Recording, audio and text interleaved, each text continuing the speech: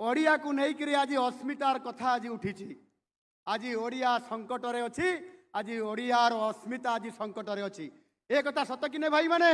एक सेकंड एवं एटी उपस्थित हुआ मोर अति प्रिय छात्र छात्री माने आज नवेम्बर 26 तारीख स्वाधीनता दिवस।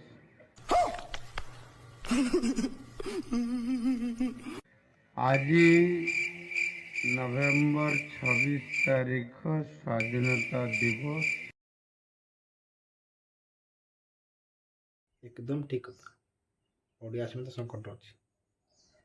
से संकट पर दायी किए ना आपण तो ए जनवरी 26 के स्वाधीनता दिवस के पड़े से जान ना फेर को हिंदी कहते खंडे ओडिया खंडे हिंदी खंडे इंग्लीश आ कौन ना ओडिया अस्मिता को बचे बापा पेड़ को बंचुन माँ आज्ञा छड़ा